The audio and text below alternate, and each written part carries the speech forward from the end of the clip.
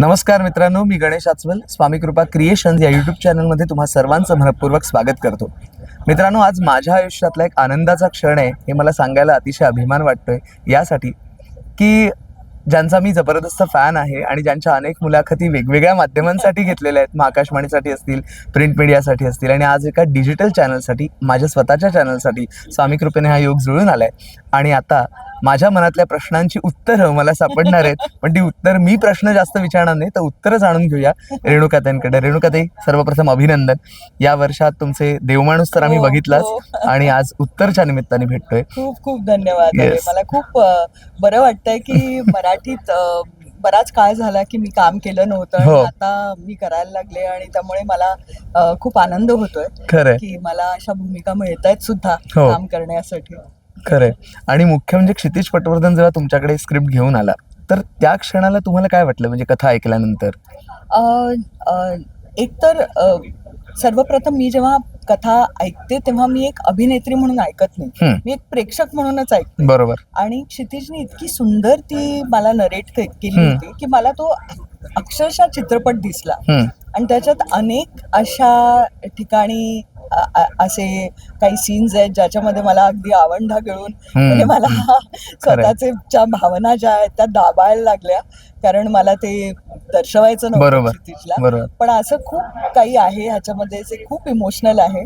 आणि दुसरी गोष्ट म्हणजे त्याचे संवाद जे आहेत ते इतके खुसखुशीत आहेत की त्याच्यामधली जी आई आणि मुलाची देवाणघेवाण आहे किंवा एकंदरीतच मुलांमध्ये सुद्धा जे संभाषण आहे ते इतकं छान आहे की त्याच्यामध्ये म्हणजे खूप चांगला असा समतोल त्यांनी आणलेला आहे चित्रपटात, की जिथे आपल्याला हसू पण येतं, थोडंसं रडू पण येतं, थोडंसं आपण अंतर्मुख पण होतो.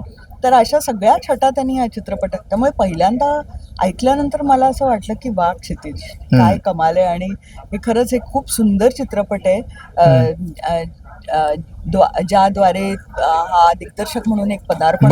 बरोबर. ते पण फारच महत्वाचं आहे की एक मूळ असते आई खरंय आणि तिच्याकडे वळणं ही मला खूप छान वाटली. खरंय. आणि त्यातली जी टॅगलाईन आहे की प्रत्येक आईला माहिती असतं उत्तर, तर मुळात मला जाणून घ्यायचं की तुमच्या मुलांशी जो तुमचा संवाद असतो घरातला, आणि तुम्ही जो कुटुंबाला वेळ देता ते मला चांगलंच ठाऊक आहे, पण आपल्या प्रेक्षकांसाठी की मुलांबरोबर कसा वेळ घालवता घरी? नाही, एकतर मी असते हा खूप मोठा एक प्रश्न असतो. म्हणजे अनेक दिवस असे असतात की आम्ही सगळे घरी असतो पण असं काही संवाद होत नाही. पण ते असतं ना की एक आई आहे घरात. म्हणजे मी घराबाहेर पडल्यानंतर बरेच फोन्स त्यांचे येत असतात उगाचच.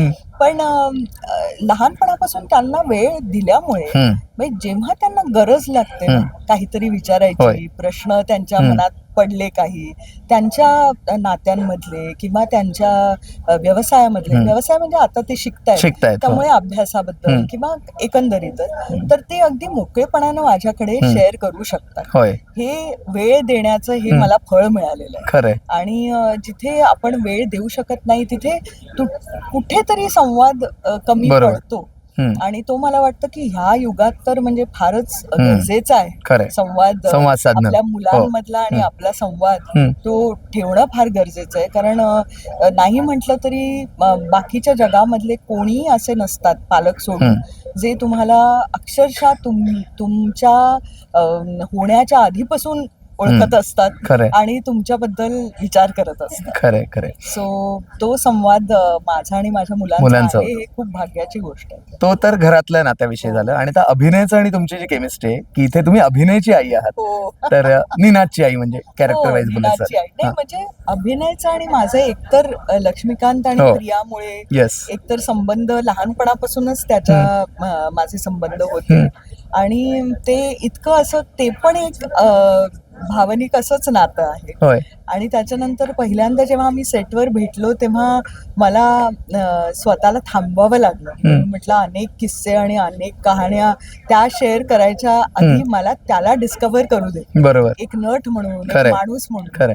आणि ती प्रक्रिया आम्ही खूप छान पद्धतीने मला वाटतं केली, कारण त्यालाही माझ्याबरोबर काम करायला खूप मजा आली. आणि आम्ही अनेक विषयांवर बोलायचो आणि निनाद म्हणून तो म्हणजे कधी कधी जर जर त्याचं वय तसं वाटलं नाही किंवा हे तर मी त्याला सांगू शकत होते की निनाद नाही, जरा कमी दिसला निनाद, बरोबर. अभिनय जास्त जास्त दिसला. तर ते बरोबर. असं आमचं देवाणघेवाण खूप छान झालं त्या खरंय चित्रपटात. खरंय. प्रेक्षकांनाही सांगा की 12 डिसेंबर 12 डिसेंबरला उत्तर येतोय.